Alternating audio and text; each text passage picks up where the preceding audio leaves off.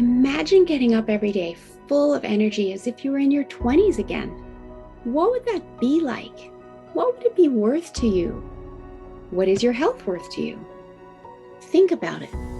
Your health isn't everything, but without it, everything else is nothing. And yet, too many of us are taking it for granted until something goes wrong. And no one wakes up hoping to be diagnosed with a disease or chronic illness. And yet, we've never been taught how to be proactive in our health through our school or public health. As a registered health coach and integrative health practitioner, I believe it's time this information is made available to everyone. Combining new knowledge around your health and the ability to do my functional medicine lab tests in the comfort of your own home will allow you to optimize your health for today and all your tomorrows. Don't wait for your wake-up call. Welcome back to another episode of the Don't Wait for Your Wake-Up Call podcast. I am here today with David Ross, a recent new friend of mine who I love dearly and I'm excited to share with you. Welcome, David, to the show. Thank you for having me. It is absolutely my pleasure. I want to introduce you to the audience here and just give a little bit of your bio, and then I'm going to have you share your story. But David came into this lifetime with remembrances of times past and with extraordinary gifts and abilities. He works with energy and perceives the subtle realms of sight, sound, and he works with all aspects of energetic healing and manifesting. He addresses physical, mental, and emotional systems, as well as energetic bodies and fields. He traverses timelines, understanding the ramifications of where we now find ourselves individually, as well as our collective trajectory. And I'm going to stop there because I want you to share your story instead of me starting to read into it. And I just love the work that you do. I fully understand the power of it. And as such, I really want to share you with my audience because your work is so powerful in healing others. But how did you get here? Well, I was born into a family where everyone has certain gifts and abilities, and my father was an extremely gifted healer.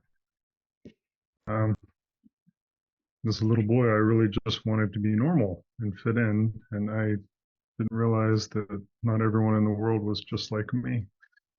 Took me a long time to get to this point in my life and my journey, and to fully appreciate and realize who I am and how I can help the world. And that's why we're all here. We're here to live a life. The meaning of life is to live it. And I would encourage everyone to live the best version of themselves and come from a place of unconditional love. That's the most powerful force in the universe, in my opinion. I absolutely agree with you. And yet, each and every single one of us has our own special gifts. And we have a purpose to live in our time on this planet. And yet, those gifts can, at times, put us outside the realm of what does it mean to be normal? And so, Yes. as a child, that can be incredibly difficult for many people. And I'm sure even though you were born into a family of powerful healers, as you said yourself, all you wanted to be was normal. And so how did that impact you in getting from childhood into adulthood and embracing this gift that you have been given? Well, I had to learn how to blend in. When I was about 7 years old, I remember a conversation and I was commenting on what my father's friend was saying, but I was also commenting on what he was thinking. There were two entirely different processes going on there in tandem. And I remember my father told me to go into the next room, and after his friend had left, he scolded me a bit, and he told me that it wasn't okay for me to do that. I assumed everyone did that all of the time, and it changed the dynamic for how I sat in the world. And while it was a wonderful way for me to understand where someone was coming from and what was truly in their mind and their heart, I also learned really to only comment on the things that have been discussed. And it was tough. And Hmm.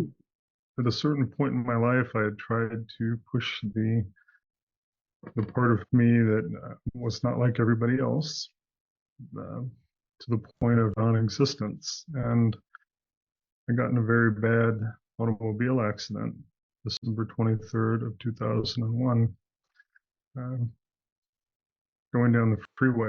The eyewitnesses explained it as a very interesting event. It was, to make a long story short, I was going about 70 miles per hour, to miss an animal, took out about 45 foot of guardrail before my car came airborne, and I was going to hit a massive overpass on Interstate 45. And eyewitness accounts said it looked like two giant hands made out of pure energy and light reached up, grabbed a hold of my car, and slammed it down onto the interstate. That changed everything for me because my gifts and abilities could no longer be contained or held back. It was like a floodgate had been. Uh, it was really tough for me to acclimate for the next few weeks and over the next year because all of my gifts and abilities and a few that I didn't even realize that I had came to surface. And while to most people it might seem quite remarkable, to me it was really tough to function in this world. Hmm. Almost an overwhelm. And yet, Oh, a very clear sign that you are on this earth for a purpose. Use the tools we've given you. at that And point, that wasn't your only, near death scenario. no, Been hit by lightning 3 times, I believe it is. 3 times directly that I would be willing to speak about. I've had so many near misses. One of the times that I was struck, there were no clouds in the sky. It was a beautiful sunny day. There's definitely something wonderful and amazing on the other side. The place that I went to seemed like it was more of a hub, kind of like a train station.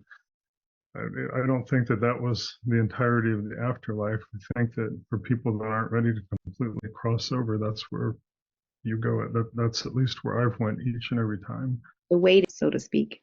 Yeah, that's a beautiful way to put it. It gave me great comfort to know that I was born into this life with memories from past lives, but to truly understand and fully appreciate that this isn't everything. This isn't the end. When it's over, it's not over. It's just a new beginning.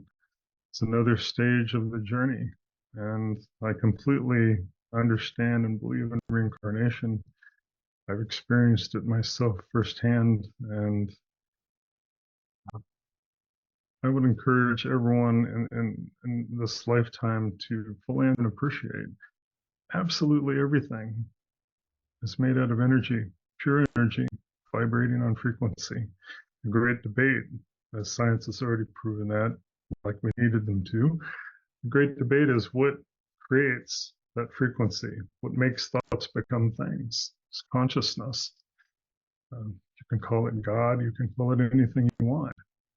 But as a human being living a life here now, once you fully understand and appreciate that thoughts become things, when you understand that you are quite literally creating your own reality each and every day, and when you fully grasp it, you just surrender to it. That's when life becomes interesting and amazing, um, just phenomenally amazing. Nikola Tesla had it right. He knew energy and frequency and vibration. Um, it changes the dynamic for absolutely everything. Now, while I haven't quite figured out how to manifest gold coins in my palm out of nothing and nowhere, even the thought of doing that becomes really kind of trivial when I could just manifest the things that I wanted, not have to have the coins at all. It's a representation. That's where when you really start to think about that, it changes that dynamic as well. Wealth, I do not measure in dollars and cents or coin. I measure it in your quality of life and your experiences, the way that Hmm. you choose to live in this life and how we treat others, especially those that can do nothing for us.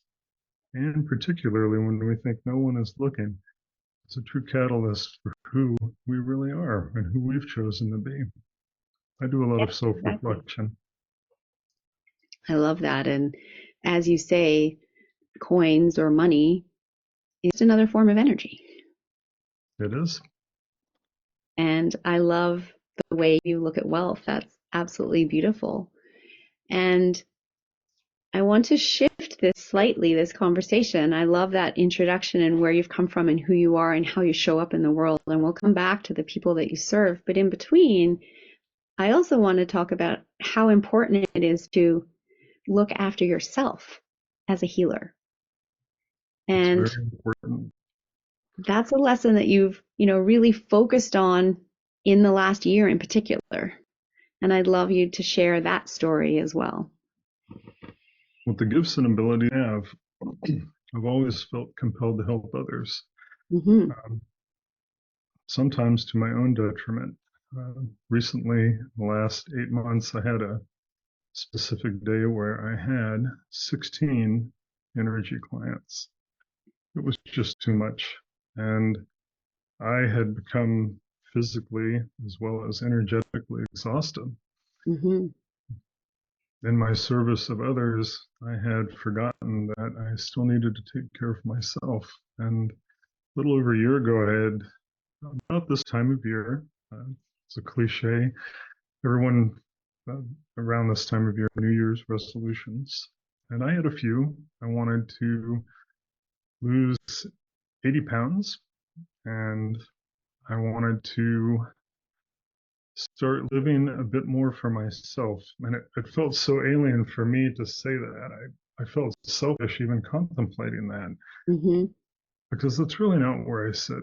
I don't have any illusions about wanting to live in an ivory tower or drink from a golden chalice. Those things have really no appeal to me. But my health had gotten to a point where I worked so much to help others that I really wasn't taking care of myself. And over this past year, currently, I've lost 75 pounds. Congratulations.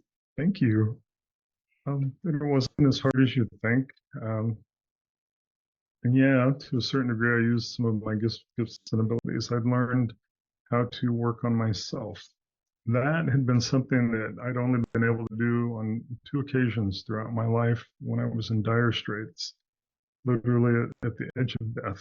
And now, not only can I work on others with relatively great ease, and distance and time are irrelevant, I can work on myself, which is a really true blessing. And I haven't actually been to see a doctor in a very long time. Um, Quite delightful, actually.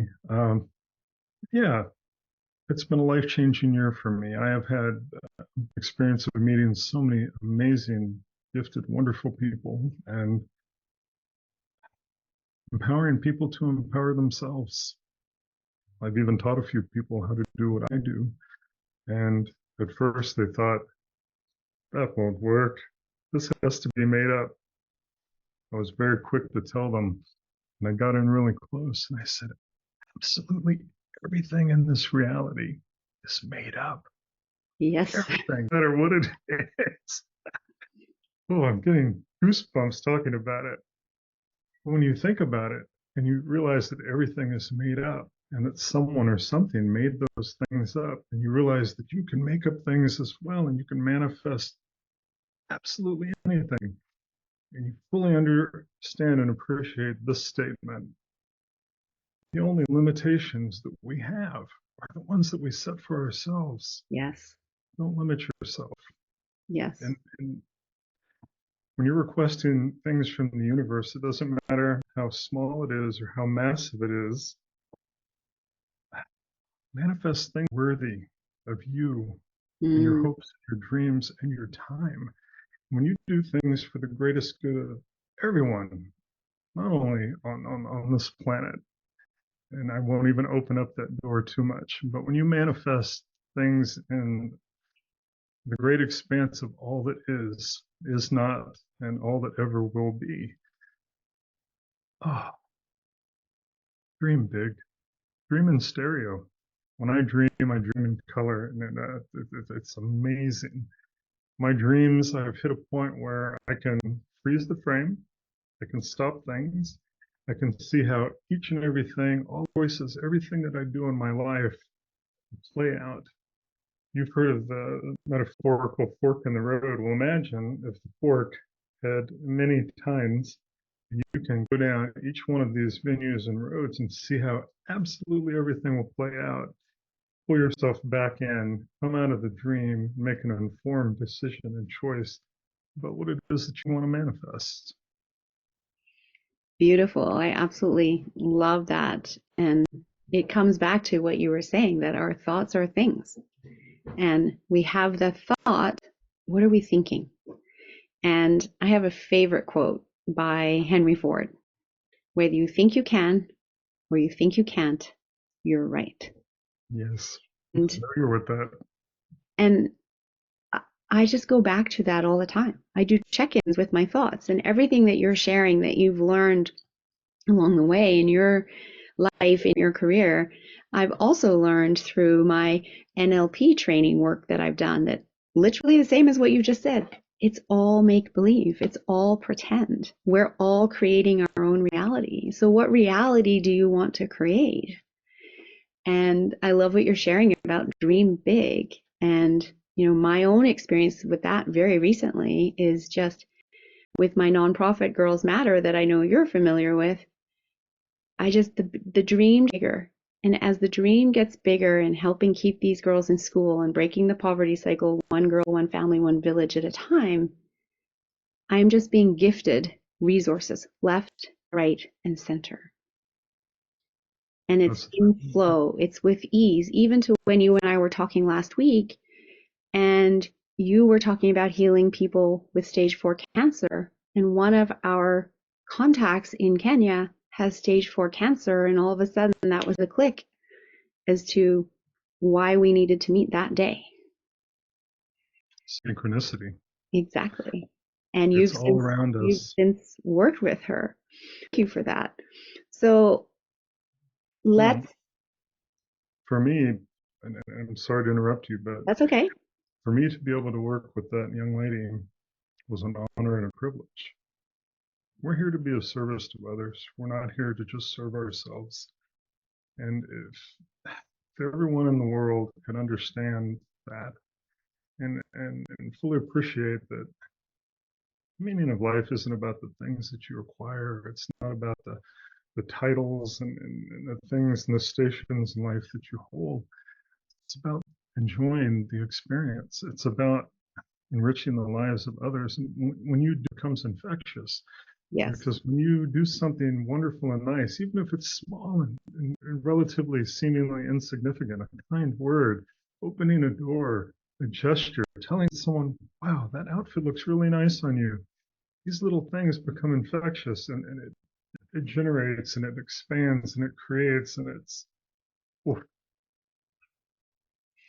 And just a smile across the room, a smile across the street. Sometimes I do that just for fun, walking down a downtown city street, where people are just in a rush, on a mission, in their heads. And I will try to catch as many people's eyes I can and just smile. And it's incredible to watch because they smile back. It's like kind of this slow smile starts, but that smile touched their heart.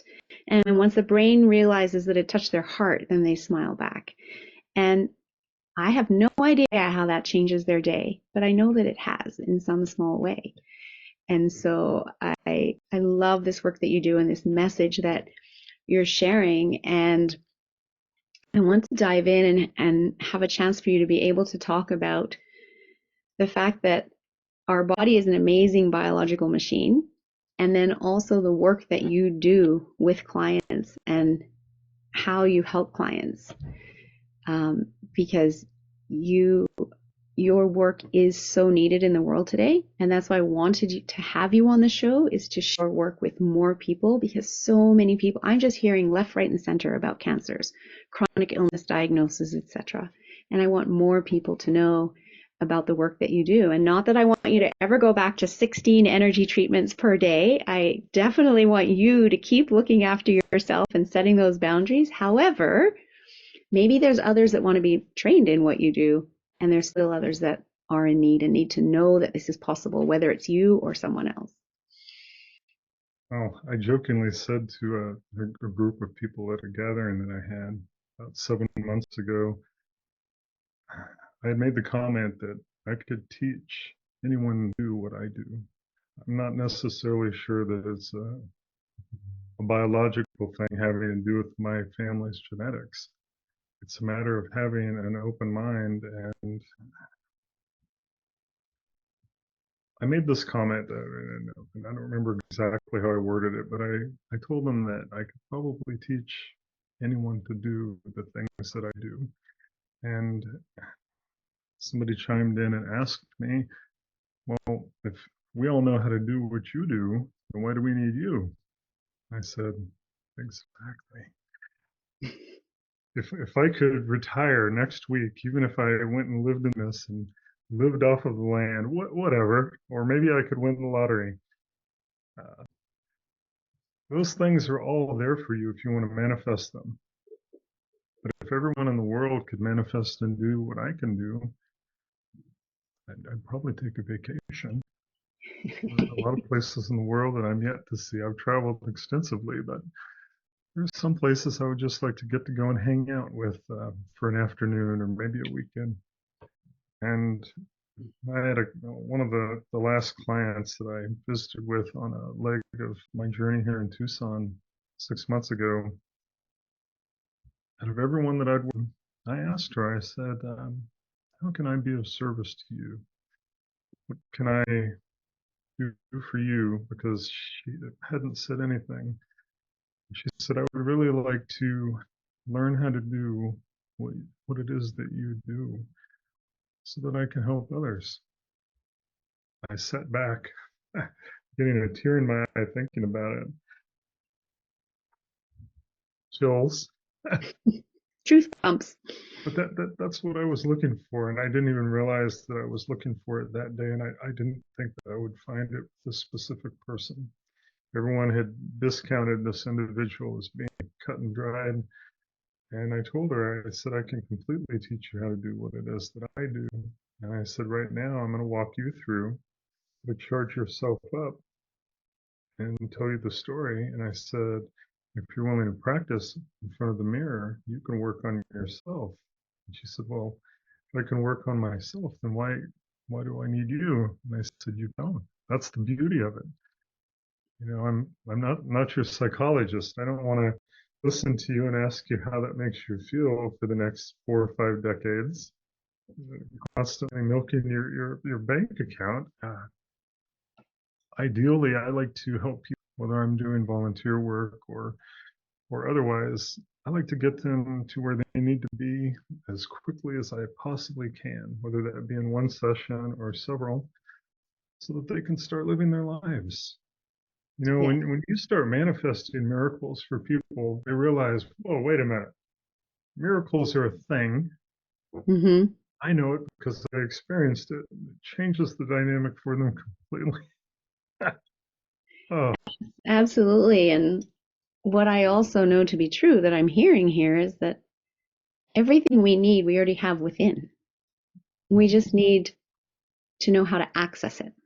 And you're helping people access it, because not everybody is as tuned in, for want of another word, as you. You were born into that family with that, and it came easily to you. Other people aren't aware they even have that or can access that.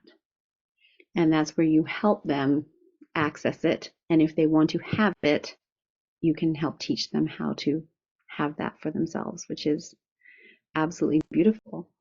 And I also just want you to clarify because some people might be listening to this thinking, what is this? Witchcraft? And Absolutely let's just not. talk about that. I've actually had more clients than you would think ask me if I practiced witchcraft, voodoo. There were a few other versions of that that I don't remember the phrasing, but absolutely not.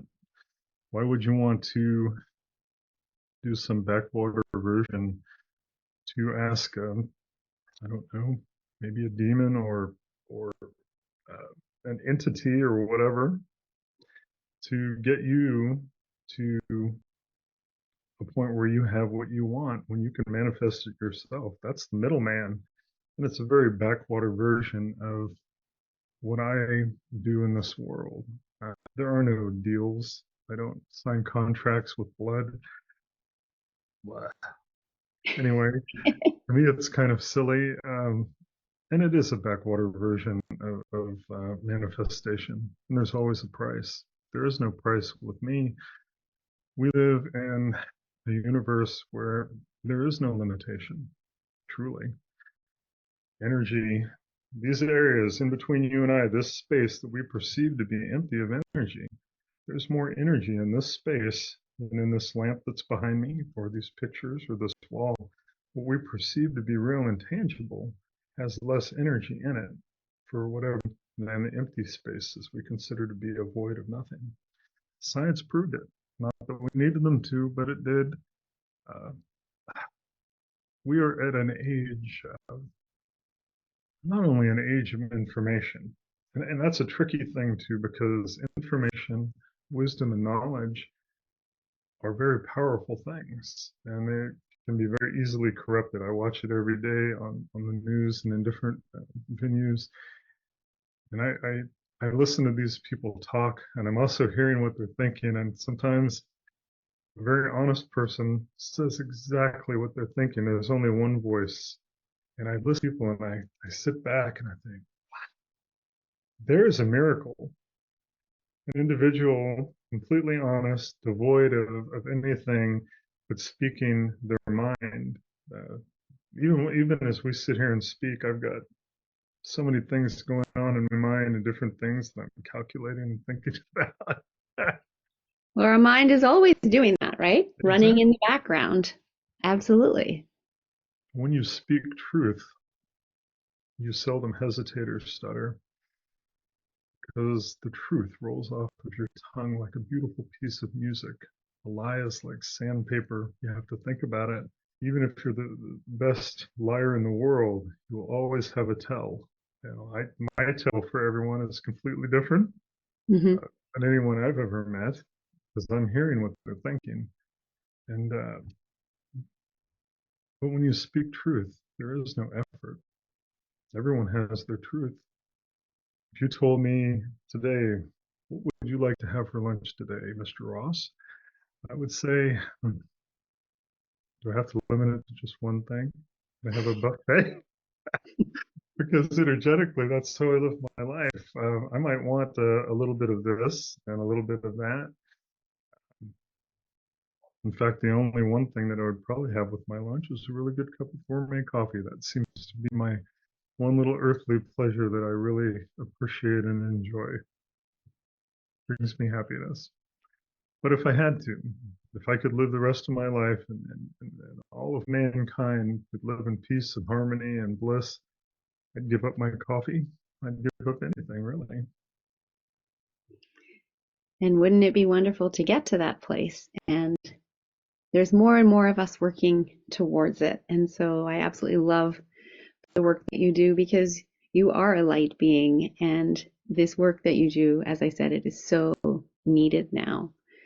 And what I also want to chat about is something that you recently that when we come into the world, we don't have constructs and we think we can do anything. And I just want to ask the audience to just take a step back in time. If you're driving, don't close your eyes. Everyone else, close your eyes and just go back to when you were 2 or 3 or 4 and look at the world through your own eyes. And you really thought you could do anything at that time. And I want Yeah. you to take it over from there, David, and just talk about where we get to as we grow up. Most people probably don't remember. I remember I remember things from when I was a year old. And after I had my first near death experience, I remember absolutely everything. I remember the first time I was told no, you can't do that. And I remember sitting back and thinking, wait a minute, what? What do you mean? Even as a very, very small baby, I believe I was still in diapers at the time. I remember trying to figure out what no meant. Now, I knew if I did something and I was told no and I did it again, I would get in trouble. So I knew not to do it again, but it was a very limiting thing. And I started paying attention when my father would watch the news and whether it was Cronkite or one of these people from years and years ago. It was such a limiting thing. And for instance, if you have, well, let's say teenagers, and you tell them, we can't do that. We, we don't have the money. We can't do this, and it could be anything. It could be a new video game console. It could be an outfit that they want. You're laying a foundation. You're laying a groundwork instead of saying or telling someone, I can't or we can't, and then giving them a plethora of different reasons why you can't and why you have to limit anything. Say, well, how can we do this? Mm-hmm. Let's come up with an idea. How do you think that we could manifest the money to make that happen? Do you just want one new gaming system? Would you like a virtual gaming system? I, I've been talking with my kids recently about Christmas, so I'm learning about all sorts of different things. I would encourage people fundamentally, don't limit your kids. Don't limit your children. You know, the younger generation, you can call them the future, but you and I are the future as well. The things that we're going to do in this lifetime. And you'd mentioned that world that we're getting closer to. We're almost there. I've seen it. I've seen how all of this plays out, and it's going to be spectacular. I'm getting goosebumps talking about it. It's going to get a little worse I'm before feeling it gets them. better. But once we hit our stride, a very small percentage of the world is going to show you their worst. 95+% of the world is going to show you their absolute best. We're coming into a golden age. It's been prophesized about through different venues.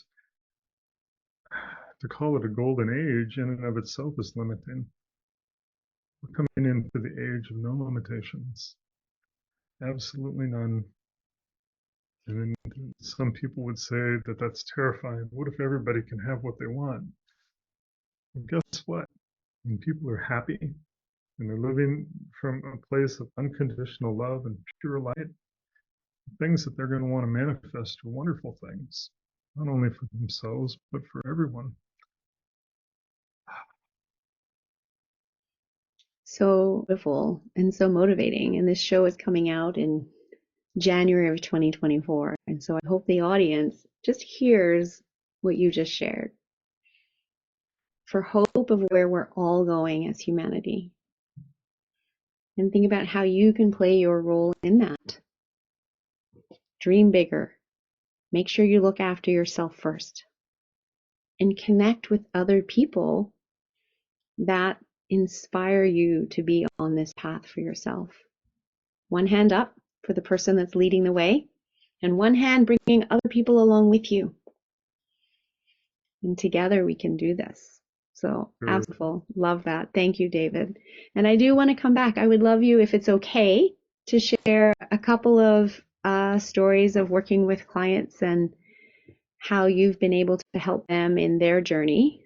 Obviously, without any names, but just some stories if you would like to. I worked with a client recently this year that she had hit a point in her life where she developed a very rare form of dementia. because she had been living with COPD for 30 years. I was there for 45 minutes, and symptoms that she was having from the COPD were no longer there, according to her. The issues that she was having with dementia took me about 38 minutes. I had to work on the one thing, be careful about how I word things. We live in a very interesting world legally. Yes, Uh, we can't say but, cure. We well, can't say diagnose. We're not doctors here. However, I you am can not help. a doctor. Being a doctor would be so limiting, at least in regard to that construct. The issues that she was having after I had worked with her energetically, according to her, she was having none of those issues anymore. Beautiful. And Just imagine because, 30 just because, years of living with it. And just now because it's, somebody tells you, I'm sorry to interrupt, that's okay. just because somebody tells you something, that's their version of life. That's their a doctor, that's their years of medical training, and I do not negate the medical community. If you have a gunshot wound or you've been in a car wreck or you have cardiac arrest or you accidentally cut your toes mowing your yard, let me cancel those thoughts because I don't want that to happen anyway. But they have their purpose. They're like the mechanics for this biomechanical machine of ours, truly. They fix things, and their level of training and skill is sublime in what they do. I just wish that that world would open up a little bit more to infinite possibility and be a little bit more open-minded. The problem with many things in this world come down to money. Hmm. You could fix all of the problems in the world right now politically if you took money out of politics. Yep. My goodness. People are going to put my name on a list for saying that on this video. In the medical community, money should not be the biggest object of appreciation when you open up a facility or when you've created a new miracle drug. To me, the biggest miracle in this world for me is when I sit with someone. And in many cases, I work with people that have been given a couple of weeks to live. Get your affairs in order, call hospice. I sit with these people and they tell me, I don't believe you and I don't believe in what you can do or what you say, but I've heard this from this person that was a client of yours, or metaphorically, I'm their Hail Mary, and they come to me, and there comes this magical point where they're in surrender. And by being in surrender, they're open to possibility. Some really interesting, curious shift happens, and I get to sit there in that moment, whether I'm working on them with the energy coming out of my palms over a great distance, or whether I'm working on them directly. Usually I have one hand on their shoulder and one palm on their heart space here. They can feel something moving and shifting. It's like a little light bulb in their mind is kind of flickering, like, I want to have hope, but I don't want to be let down again, because at that point, the whole world, all of this technology, all of these different drugs, all of these cures that the medical community has given. I don't even know if they would call it a cure, but all of their options have been exhausted. And in that moment, something magical is happening. I listen, and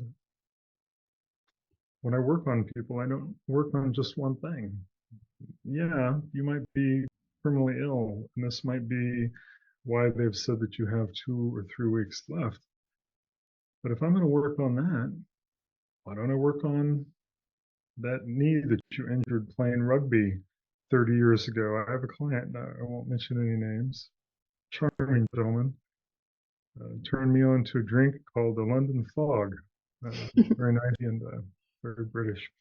Anyway, that's neither here nor there, but you hit that magical moment where everything kind of comes together. And some people say that they can see the energy coming out of my palms. Some say they can't see it, but they can feel it. Some people tell me when I'm working on them that they feel nothing at all.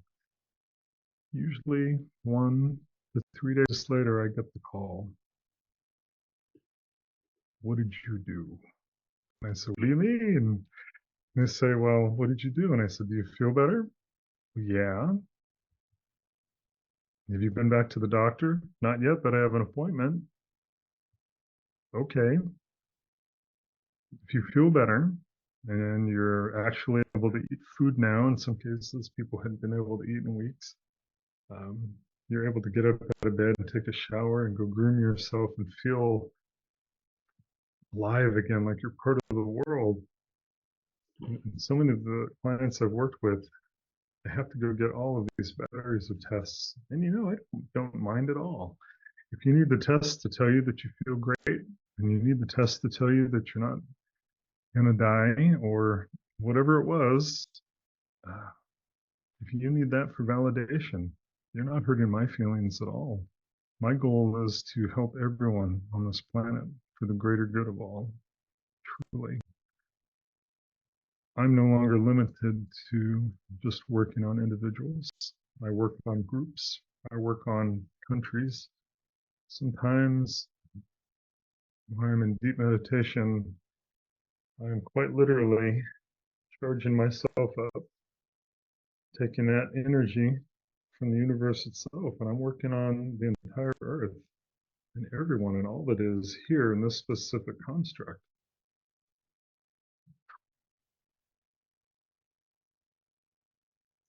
It's It is just absolutely, amazing the things that hmm we can accomplish when we don't limit ourselves. yeah.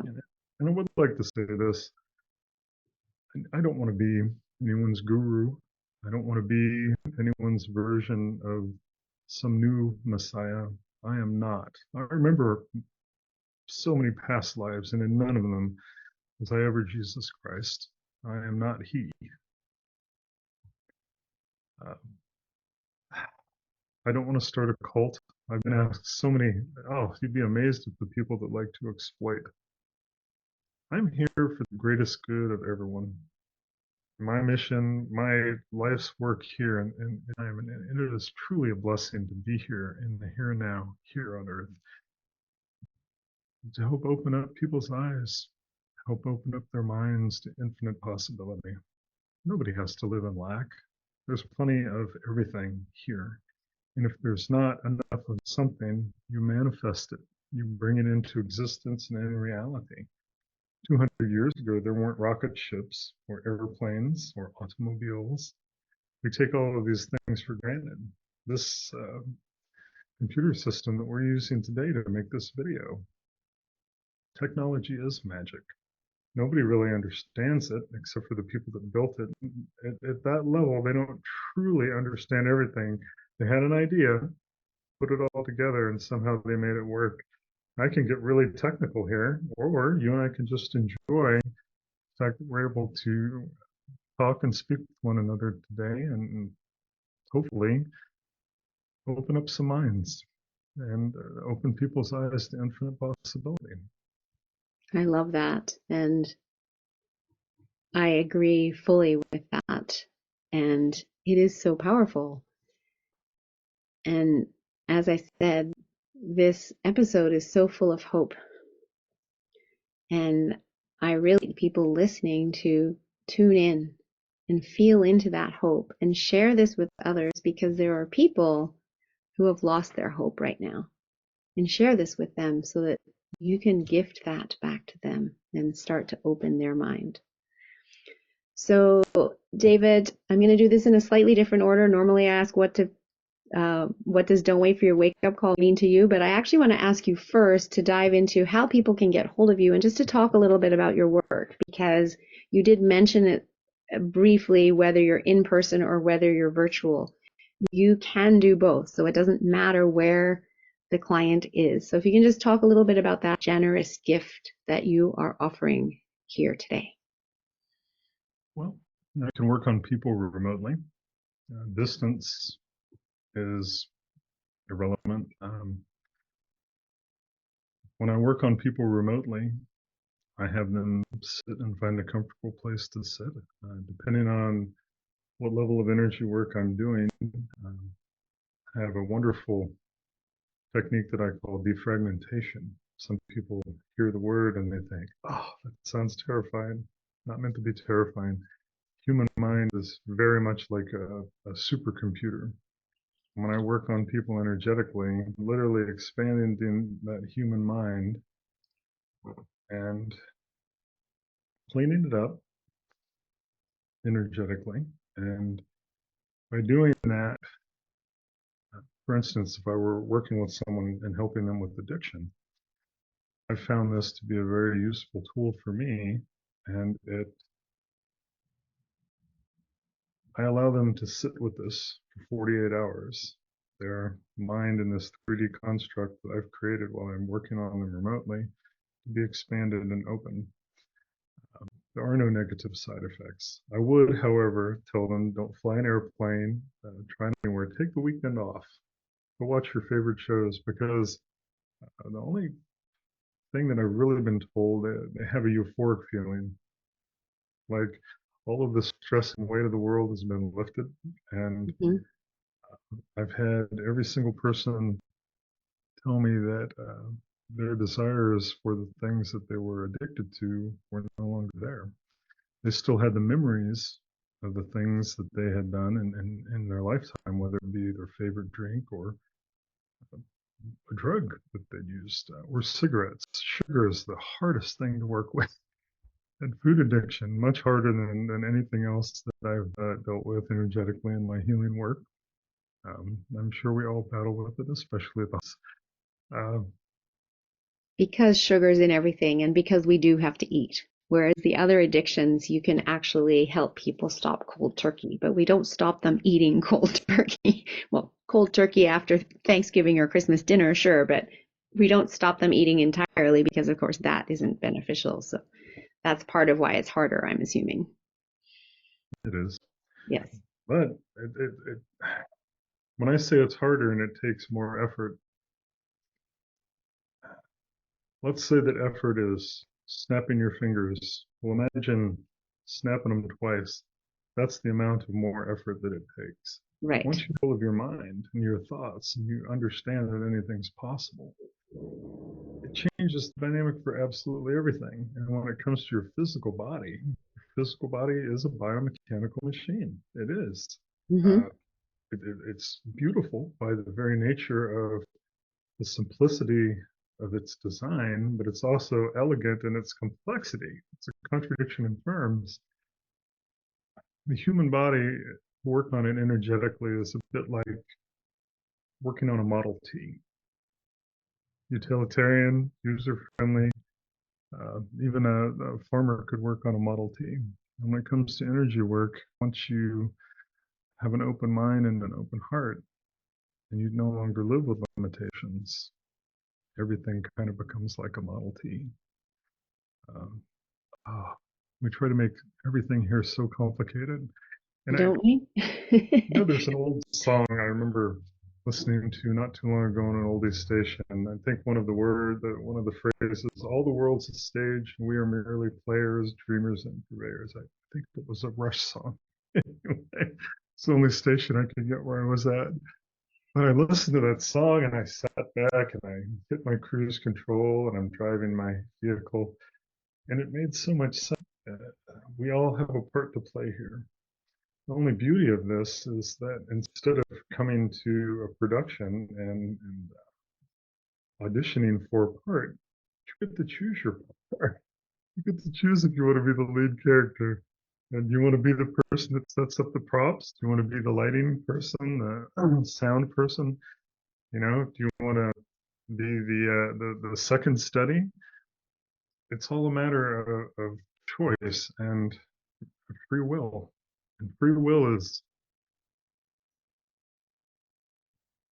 well, I would venture to guess that if one wanted to, with these types of gifts and abilities, you could force your will upon others.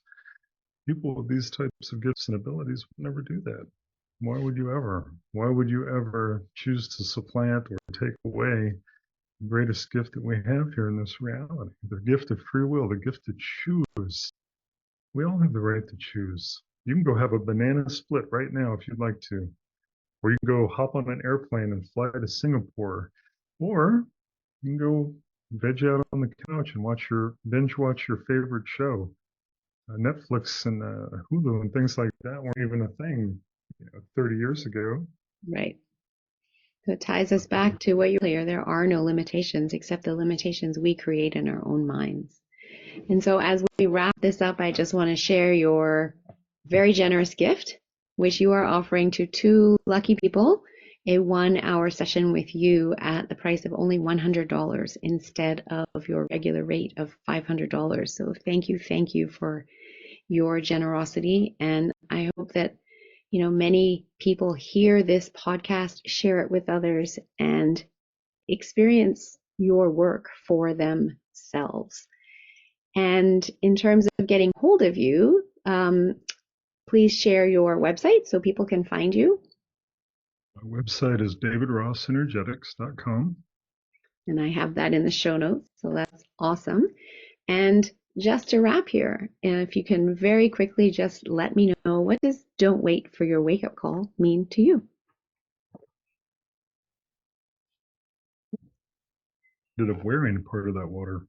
I didn't expect that to happen. Oh. How many times in life have you watched a movie where someone had lived their life habitually a certain way for so long? This is the number, and I would use the reference of the character of Scrooge. You live your life so miserly, and miserly isn't just about your money. Money comes, money goes. You can manifest as much as you want or as little as you want, simply by the choices you make. But what it really comes down to is your time. Your time, when you live a lifetime, is the most precious commodity that you have. How you choose to spend your time and how you choose to spend your time and who you choose to spend it with is very important. If you've got a free weekend and you have no plan and there's nothing good on TV, go do some volunteer work. You'll be amazed at the incredible people that you will meet. If you have a little bit of extra money, or if you want to, let's make this a dual purpose thing. If you're doing your taxes, most people don't donate money to charity. You can actually take off a certain amount of money from your taxable income every year and donate to a worthy cause. You're donating your time. Your money that you earned took your time. Everything here that we take is our time. I'm taking the time here today, and you have generously gifted me some of your time so that we can get the word out and we can help others. We can open minds and open hearts.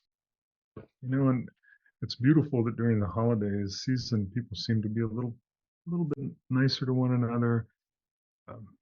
It's almost like we're all on our best behavior. And obviously, I've never met Santa Claus. I'm not going to say that he does or does not exist.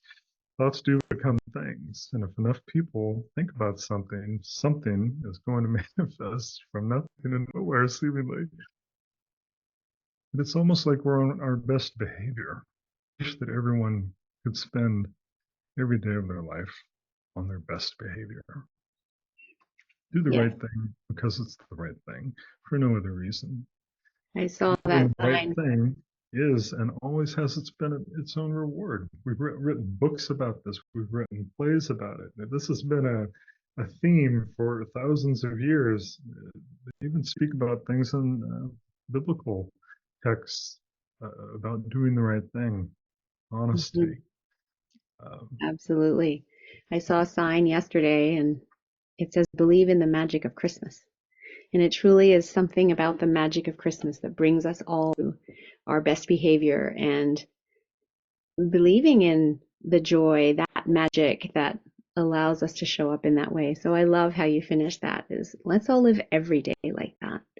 And that's a beautiful place to finish up this podcast here, David. Thank you for your time coming on, sharing your wisdom, your knowledge, your expertise. And I trust that this episode will get into the hands of everybody that needs to hear it, and a beautiful, hopeful message for the world as we start out 2024. Thank you so much. Thank you for giving me the privilege of your time as well. And hopefully, by making this video today, we can help some people open their minds and, more importantly, their hearts. Yes, This is an amazing. it is. It's beautiful. Thank you. Would you like to have access to a tool that works with the power of your unconscious mind? That means you no longer have to rely on willpower to create the change in your life that you want to change. Sounds amazing, right? It is. And I can teach you how to do this through my 1-day self-hypnosis masterclass.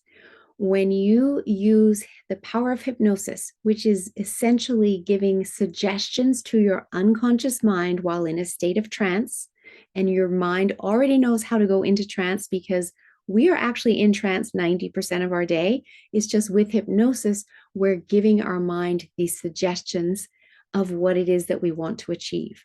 You can hypnotize yourself into better health, into joy, into passion, into getting to the gym, eating better, living a healthier lifestyle, whatever it is that you're wanting to achieve that until now you've been relying on willpower and perhaps falling off. We can make this happen quickly, we can make it last, and we can make it easy because we're using the power of your unconscious mind. So if you'd like to learn more, click on the link at the bottom of the show notes to my link tree, go to the 1-day self-hypnosis masterclass. All the information's there. It is a super low cost price for this 1-day session that is super fun, loads of interaction and practice for you, and you will have this knowledge and this skill for the rest of your life. You are worth it, and you will love it.